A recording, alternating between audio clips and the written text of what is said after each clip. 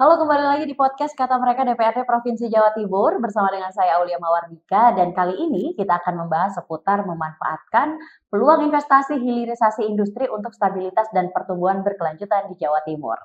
Kita tahu sebagai salah satu provinsi dengan basis industri dan juga sumber daya alam yang melimpah, Jawa Timur memiliki potensi yang besar untuk mendorong hilirisasi industri. Nah, hilirisasi ini bukan hanya tentang meningkatkan nilai tambah dari bahan mentah, tetapi juga menciptakan lapangan kerja baru, meningkatkan daya saing produk lokal, serta membuka peluang investasi yang lebih luas.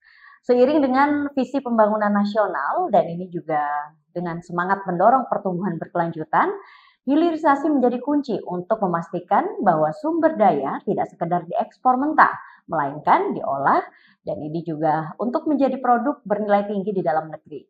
Pemerintah Provinsi Jawa Timur saat ini juga aktif untuk mendorong investasi di sektor-sektor strategis melalui berbagai kemudahan perizinan, fasilitas infrastruktur, kolaborasi lintas sektor.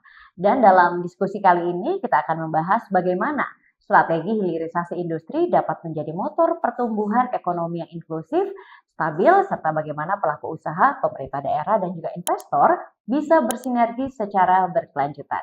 Sudah kami hadirkan di studio Kata Mereka pada hari ini, Pak Soleh, anggota Komisi C DPRD Provinsi Jawa Timur. Pak Soleh, apa kabar? Sehat? Baik-baik. Assalamualaikum warahmatullahi wabarakatuh. Waalaikumsalam warahmatullahi wabarakatuh. Perkenalkan, saya Haji Muhammad Soleh, anggota Komisi C DPRD Jawa Timur dari fraksi Partai Demokrat.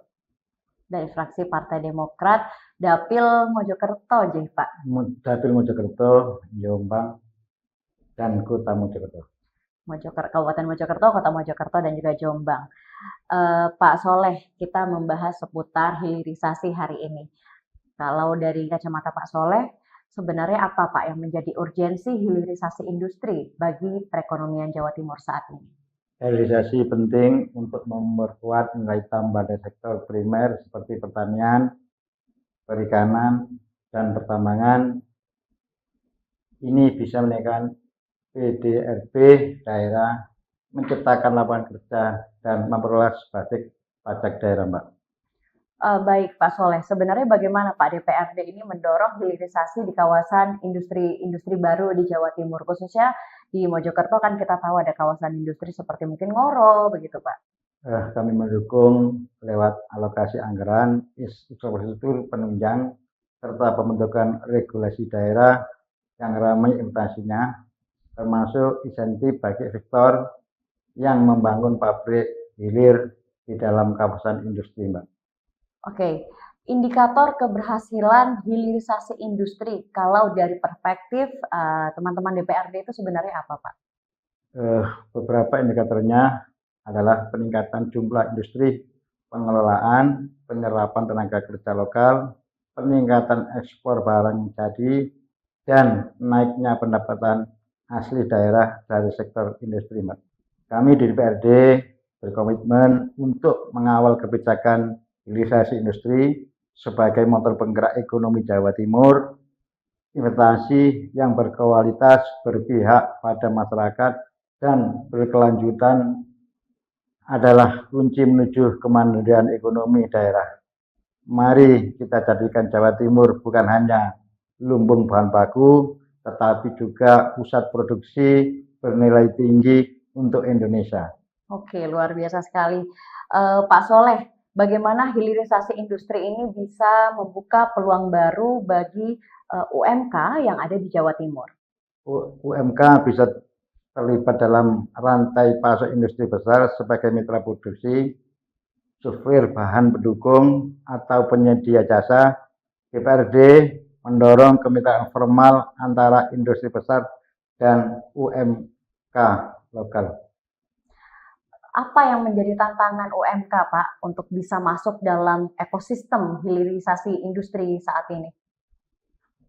Tantangannya adalah keterbatasan teknologi, standar mutu, dan legalitas. Karena itu, DPRD mendorong pelatihan pendampingan yang disesuaikan dengan kebutuhan industri hilirisasi, Mbak. Nah, ini kita juga tentunya harus tahu nih sebenarnya apa yang menjadi peran DPRD ini dalam memperkuat kolaborasi antara UMK, lalu juga koperasi, dan juga pasti ada investor gitu yang terlibat, Pak, di dalamnya.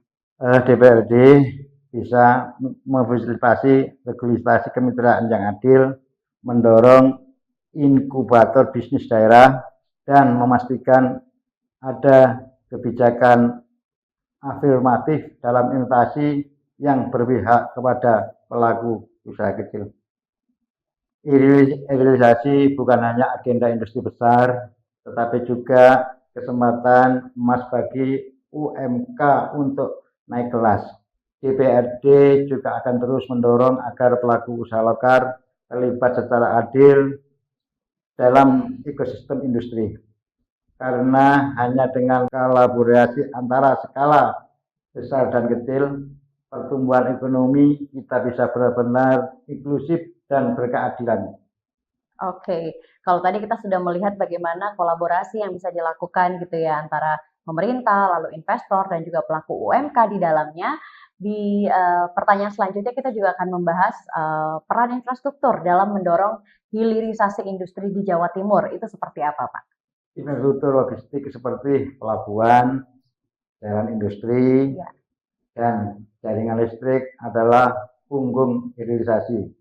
DPR mengawal agar pembangunan infrastruktur tidak hanya terpusat di kota besar, tetapi merata ke daerah-daerah perdesaan atau daerah kabupaten gitu, Mbak. Apalagi daerah yang memang potensi begitu Pak ya untuk adanya industri di sana.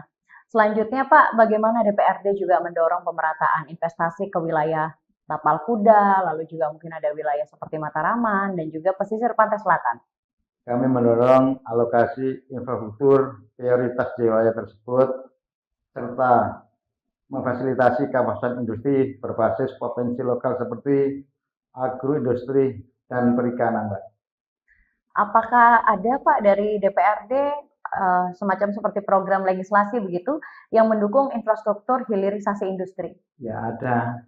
DPRD mendorong realisasi Perda RT RW dan Perda kawasan industri agar sejalan dengan rencana hilirisasi serta mempermudah penyediaan lahan dan konektivitas bagi investor.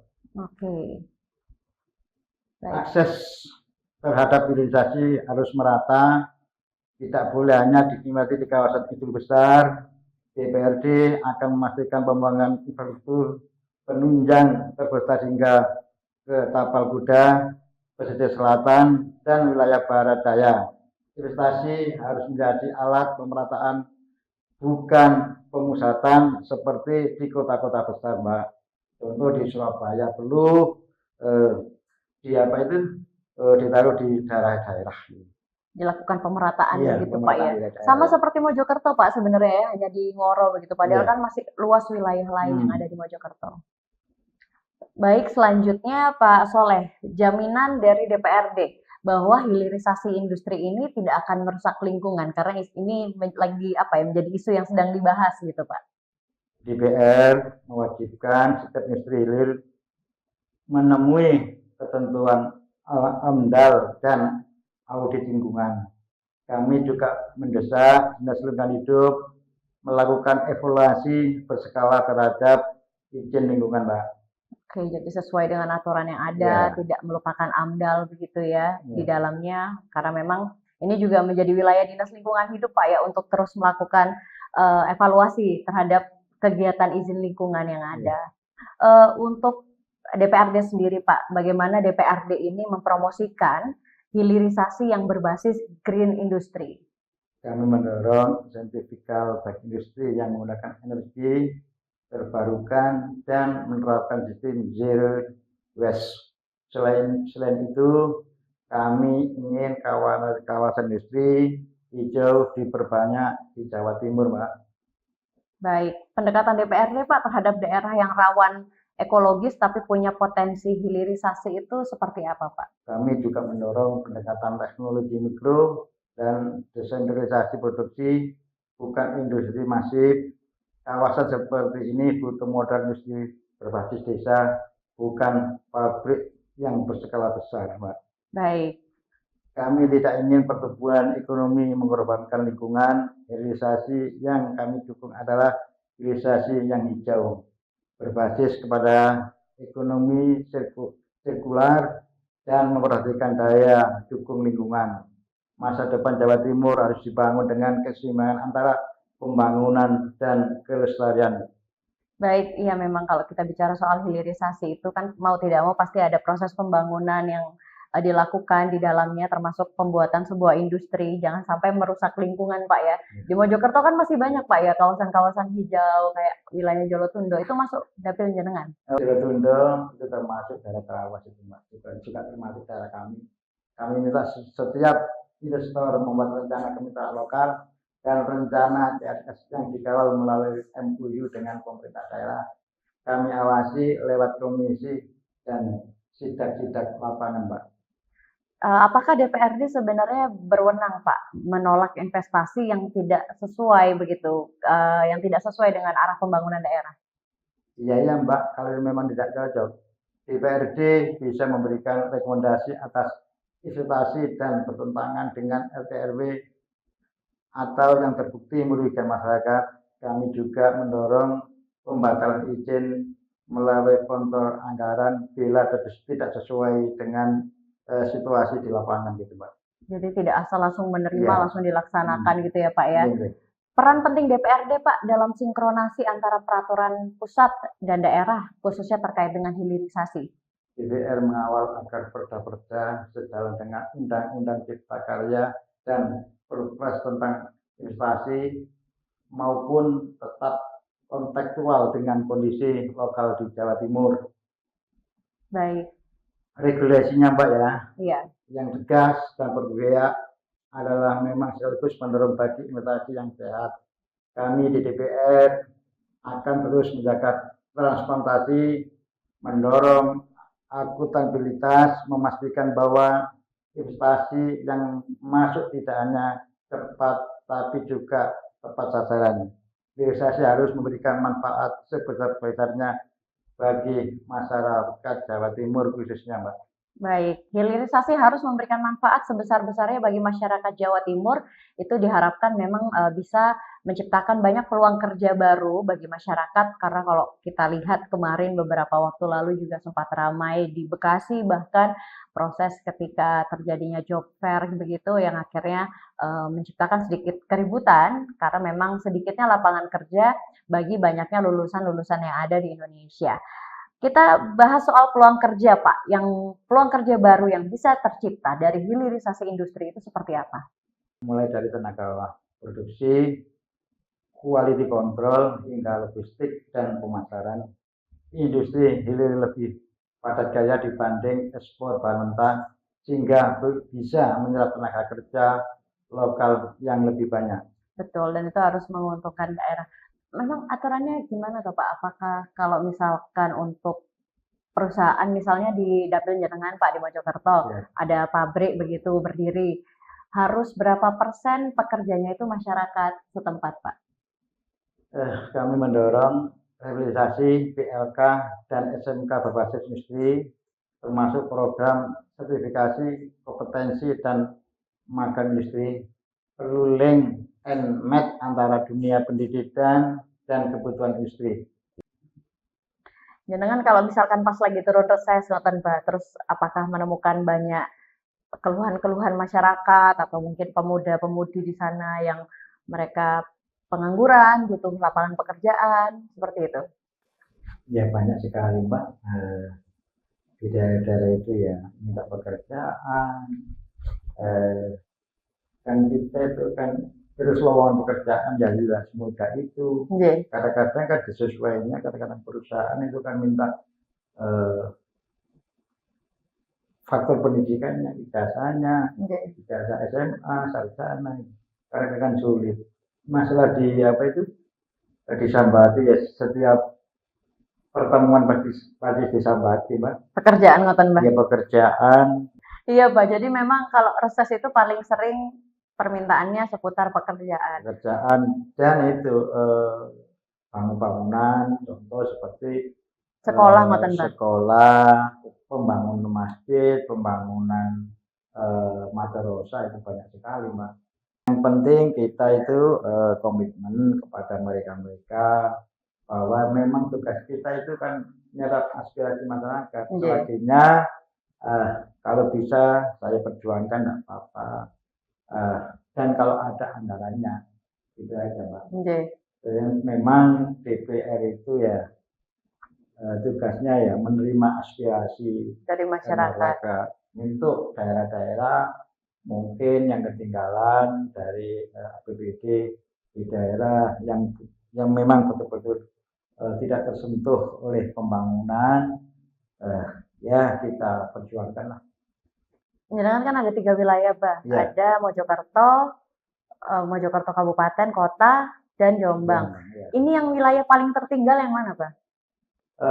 Alhamdulillah wilayah dapil saya yang tertinggi itu di dapil Kabupaten Mojokerto, termasuk wilayah saya dan domisili saya, Mbak. Khususnya di dapil 2 itu antara Kecamatan Padet, Kecamatan Gondang, Kecamatan Trawas, dan Kecamatan Trejo. Masalahnya itu suara tertinggi jenengan di sana, iya, basis jenengan berarti ya, Pak. Di situ, Mbak. Dan kebetulan bisnis saya juga di dapil 2, itu, Mbak. Masalahnya saudara-saudara juga, karyawan juga di dapil saya, gitu. Itu wilayah Kabupaten Mojokerto, khususnya di dapil 2 Kecamatan Trawas tadi sekitaran 15.000. Artinya kan wilayah Pacet, Trawas yang menjadi Trawas ya, Pak? Ya, Trawas. Wilayah jenengan, suara basis jenengan begitu itu kan masuk wilayah itu masuk sektor pariwisata juga, nggih, Pak? Ya. Pemuda-pemudanya di sana pekerjaannya rata-rata ya bekerja menghidupi pariwisata di sana, Pak? Sebagian besar, Mbak. Kalau kita kan terbatas, Mbak, berapa persen gitu aja. Memang di daerah saya juga banyak pabrik-pabrik itu, banyak yang kerja di pabrik. Pabrik-pabrik yang ada di Ngoro, iya. Itu ya, Pak. Sebetulnya itu pekerjaan itu banyak sekali, Mbak. Tinggal beli-belinya itu mau atau tidak. Betul sekali, mau bersabar begitu ya, Pak. Mau sabar, mau bekerja, mau berusaha. Ini kan tadi kita membahas seputar hilirisasi begitu, Pak ya. Kita nantinya akan membahas seputar hilirisasi industri. Di Mojokerto kita tahu ada wilayah Ngoro dan sebagainya. Kalau di Ngoro, Mbak, apakah pekerjanya banyak dari Mojokerto atau ngambil dari wilayah luar Mojokerto? Kebanyakan dari Mojokerto, Mbak. Sementara ini rupanya itu banyak yang lari ke Kabupaten Jombang dan Nganjuk. Masalahnya apa? Apa itu upah minimumnya terlalu besar Mojokerto itu. Mojokerto itu daerah penyangga di Surabaya, Mbak. Setelah Surabaya, Mojokerto, Pasuruan, dan Gresik. Itu sekitaran 4 juta berapa. Kalau di Jombang itu 1.700.000 sampai 2 juta. Udah jauh ya, Pak ya? Iya, masalahnya banyak sekarang itu lari yang ke daerah Jombang, ke daerah Nganjuk itu. Iya, mau tidak mau. Apa itu? Pelaku-pelaku usaha, ngoten nggih, Pak? Iya, pelaku-pelaku usaha yang pada akhirnya UMR-nya itu terlalu besar, Mbak. Kalau di Mojokerto. Iya, daya perusahaan kan nggak mampu. Gitu, Mbak. Tapi jenengan pernah jalan-jalan ke Ngoro atau mungkin sidak gitu, Pak, ke kawasan industri Ngoro? Ya, sering sekali sama saudara saya itu. Apa temuannya, Pak, di sana? Ya, temuannya ya apa itu pihak perusahaan, Mbak. Kalau di demo minta UMR-nya naik-naik ya nggak mampu. Itu, Mbak. Akhirnya ya lari. Pindah pabrik ya, Pak? Iya lari. Kalau apa itu? Ya, memang kalau kita bicara hilirisasi ini kan juga melibatkan banyak faktor ya, Pak ya. Bukan hanya ada lingkungan di dalamnya karena harus ada proses pembuatan pabrik, dampak dari pabrik juga, lalu juga apakah itu bisa menampung masyarakat Jawa Timur untuk bekerja. Dan ini menjadi fungsi DPR juga untuk keberlangsungan dari proses hilirisasi itu. Habis ini kita akan bahas, Pak, seputar memanfaatkan peluang investasi hilirisasi industri untuk stabilitas dan pertumbuhan berkelanjutan di Jawa Timur. Tetaplah bersama kami.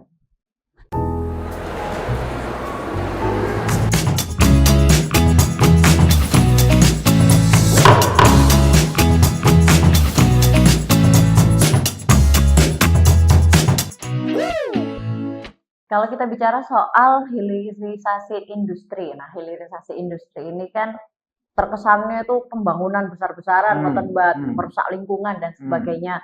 Tapi kan jangan lupa kita tidak boleh lupa bahwa hilirisasi ini tidak harus selalu bangunan yang megah dengan pekerja yang banyak. Di desa-desa hilirisasi itu juga sudah dilakukan dengan memunculkan banyak UMKM baru, lalu juga memunculkan kantor-kantor kecil begitu yang akhirnya melibatkan PIRT di dalamnya. Nah, kalau di dapil jenengan, Mbah, banyak tidak UMKM yang terlibat? Oh, banyak sekali, Mbak. Kadang-kadang pemerintah Banyak dimintain pinjaman gitu, Mbak. Kabupaten Mojokerto itu memberi bantuan BK seperti BUMDes, Mbak. Bank desa itu membuat wisata desa, wisata desa itu banyak sekali. Dengan tujuan itu kan meningkatkan pendapatan desa juga ya, desa dan mengurangi pengangguran di dalam, ya. Benar. Setuju saya, Pak. Memang BUMDes itu kalau mereka punya potensi, Karang Tarunanya juga aktif ya. Punya gagasan-gagasan yang bagus, pasti BUMDes itu akan tumbuh begitu dengan baik. Kalau seingat jenengan, Mbah, BUMDes di wilayah jenengan yang paling berkesan gitu untuk jenengan? Oh, banyak sekali, Mbak, terutama di daerah Trawas itu sangat. BUMDes apa itu, Mbak? Termasuk Tanah Gancaran itu. Dicetak dari wisata sama Gembong aja. Itu sukses itu, Mbak. Banyak seperti di daerah kecamatan Gembong itu apa, Pak? Gembong itu wisata daerah Trawas, Mbak. Termasuk wisata pancingan, iya. Jadi memang BUMDes di sana, Pak, yang jadi perhatian jenengan ya. Iya. Itu pelaku-pelaku di dalamnya yang terlibat anak-anak muda. Pelaku-pelakunya yang terlibat itu kebanyakan Karang Taruna. Karang Taruna, anak-anak muda di sana, Pak ya. Jadi mereka tidak lagi bekerja di luar, hanya bekerja untuk BUMDes itu, nggih. Iya. Luar biasa, dan semoga itu juga bisa dilakukan oleh BUMDes lainnya ya, Pak ya. Dan memang di Trawas, di Pacet itu daerah wisata, Mbak. Cocok untuk mendirikan itu, Mbak. Terus pariwisata itu banyak. Karena daerahnya cocok, memang daerah wisata. Iya, daerahnya dingin. Iya. Jadi tempat wisata, dijujuki oleh masyarakat, ngoten nggih, Pak. Kapan-kapan kami teman-teman kata mereka mau jalan-jalan ke Pacet, Pak. Siap. Nanti saya fasilitasi nek mangan iwak asin aja. Sama laut tempe. Ketemu di Trawas gitu aja saya punya wajah. Siap. Terima kasih, Abah. Iya, betul sekali, Pak. Memang kalau bentuk dukungan terhadap DPRD, terhadap pendidikan vokasi ini kan sangat menunjang hilirisasi. Apa yang dilakukan oleh DPRD, Pak? Kami pastikan anggaran pendidikan vokasi ditingkatkan, serta mendorong adanya beasiswa vokasi industri dan kerjasama dengan pelaku usaha dalam pembukaan jurusan baru yang relevan. Oke, baik. Hilirisasi industri hanya akan berhasil jika ditopang oleh SDM yang terampil dan siap bekerja. DPRD berkomitmen untuk memperkuat pendidikan vokasi, pelatihan teknis, dan link and match antara dunia industri dan dunia pendidikan. Mari kita ciptakan generasi muda Jatim yang unggul dan siap menghadapi tantangan di masa depan. Baik, terima kasih Pak Soleh. Kita baru saja berbincang bersama dengan Pak Soleh seputar hilirisasi di Jawa Timur. Yang hilirisasi ini harapannya tidak hanya membuka banyak peluang kerja baru, tapi selain itu hilirisasi ini juga masih memikirkan dampak-dampak faktor lingkungan di dalamnya, sehingga ada peran dari DPRD sendiri untuk melakukan fungsi pengawasan agar semuanya berjalan seperti semestinya. Pak Soleh, terima kasih banyak sudah berdiskusi bersama kami. Sampai ketemu lagi Pak di episode berikutnya. Kami juga terima kasih, Mbak. Komisi C DPRD Jatim dalam fungsi pengawasan dan penganggaran berperan penting memastikan bahwa APBD diarahkan secara tepat untuk mendukung infrastruktur industri, peningkatan kualitas SDM, hingga stimulus fiskal untuk menarik investasi yang berorientasi hilirisasi. Hilirisasi industri adalah proses meningkatkan nilai tambah bahan mentah dengan mengolahnya menjadi produk setengah jadi atau jadi sebelum dijual. Kebijakan ini menjadi fokus utama pemerintah Indonesia dalam mendorong pertumbuhan ekonomi di tingkat daerah dan nasional. Dengan adanya hilirisasi industri, berbagai daerah di Indonesia mulai merasakan dampak positif secara signifikan, baik dari segi ekonomi, sosial, maupun lingkungan. Kami juga mendorong adanya kemudahan perizinan, sinergi antar instansi, serta perlindungan bagi pelaku UMKM agar mereka dapat menjadi bagian dari rantai hilir tersebut. Dengan memanfaatkan peluang ini secara tepat, hilirisasi industri akan menjadi lokomotif untuk stabilitas fiskal daerah, pemerataan ekonomi, dan pertumbuhan berkelanjutan. Investasi bukan hanya soal angka, tapi tentang masa depan Jawa Timur yang mandiri, kuat, dan sejahtera. Berikut ini adalah beberapa keuntungan utama yang dirasakan oleh suatu daerah dengan adanya hilirisasi industri. Pertama, terciptanya lapangan kerja baru. Dengan berkembangnya industri hilir, banyak masyarakat lokal mendapatkan pekerjaan yang layak. Kedua, adanya transfer teknologi dan keterampilan baru bagi tenaga kerja lokal, sehingga menciptakan masyarakat yang lebih terampil dan berdaya saing. Ketiga, peningkatan infrastruktur publik. Hilirisasi industri memberikan kontribusi besar dalam meningkatkan perekonomian dan kesejahteraan masyarakat di berbagai daerah Indonesia. Selain itu, kegiatan ini juga membantu mengurangi ketergantungan terhadap ekspor bahan mentah saja, meningkatkan nilai ekonomis produk lokal. Dukungan pemerintah melalui kebijakan dan insentif menjadi faktor penting dalam keberhasilan hilirisasi industri di tanah air. Dengan pendekatan yang tepat, hilirisasi dapat membuka peluang inovasi dan pengembangan produk yang lebih variatif. Hal ini juga memperkuat daya saing industri nasional di pasar global. Pengembangan industri hilir tidak hanya meningkatkan ekonomi, tetapi juga berdampak positif terhadap sosial dan lingkungan. Peningkatan kualitas hidup masyarakat sekitar pabrik menjadi salah satu tujuan utama dari hilirisasi. Adanya investasi pada teknologi ramah lingkungan turut menjaga kelestarian alam sekitar. Begitu pula, pertumbuhan industri hilir dapat memicu perkembangan sektor-sektor pendukung lainnya di daerah. Keseluruhan manfaat tersebut menjadikan hilirisasi industri sebagai strategi penting bagi pembangunan berkelanjutan di Indonesia. BUMD tidak lagi cukup hanya dianggap sebagai aset, melainkan harus menjadi mesin penggerak ekonomi daerah. Di tengah keterbatasan anggaran, mereka bisa menjadi ujung tombak pembangunan ekonomi. Jawa Timur memiliki peluang emas dalam sektor industri, terutama melalui hilirisasi. Mulai dari agroindustri, pengolahan hasil tambang, hingga digitalisasi produk lokal, inilah momentum untuk membangun ekosistem industri, bukan sekadar menambah fasilitas. Masa depan ekonomi Jawa Timur tidak bisa bergantung pada APBD semata. Investasi dalam sektor hilirisasi adalah game changer yang dapat mengubah arah pembangunan. Dalam perubahan ini, peran legislatif sangat penting, bukan hanya sebagai pengawas, tetapi juga sebagai motor penggerak agar transformasi benar-benar terjadi. Inovasi dan semangat juang para generasi muda menjadi bahan bakar bagi perekonomian masa depan. Pendirian pabrik dan industri pengolahan menciptakan lapangan kerja baru. Dengan adanya industri ini, kita harus bersatu untuk memastikan bahwa pertumbuhan ini berpihak pada masyarakat kita. Kami berharap industri baru ini akan meningkatkan kualitas pendidikan bagi anak-anak kita. Sebagai anggota Komisi C DPRD Jawa Timur yang membidangi keuangan, anggota Komisi C memegang peran strategis dalam memastikan bahwa setiap peluang investasi yang masuk ke provinsi ini memberikan manfaat nyata bagi rakyat. Hilirisasi bukan hanya soal menambah nilai barang mentah, tetapi juga soal menciptakan rantai ekonomi baru, lapangan kerja lokal, dan pendapatan daerah yang lebih besar.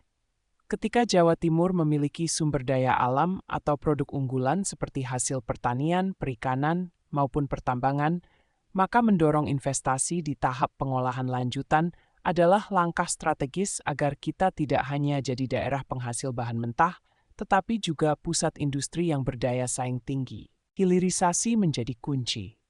Dengan mengolah bahan mentah di dalam negeri, kita bisa meningkatkan nilai tambah, menciptakan lapangan kerja, memperkuat industri nasional, dan mendorong pertumbuhan ekonomi yang lebih merata. Hilirisasi bukan hanya strategi ekonomi jalan untuk membawa Indonesia naik kelas. Tentu, keberhasilannya butuh kerjasama semua pihak. Pemerintah pusat dan daerah bertugas menyiapkan regulasi, insentif, dan infrastruktur pendukung. BUMD dan sektor swasta harus berani investasi dan menggerakkan operasional industri. Masyarakat lokal terlibat langsung dalam rantai pasok dan tenaga kerja. Sementara lembaga pendidikan memegang peran penting dalam menyiapkan sumber daya manusia yang unggul dan siap bersaing. Hilirisasi bukan sekadar proses industri, tapi transformasi nasional. Mari kita bersatu dalam semangat gotong royong untuk mengawal hilirisasi.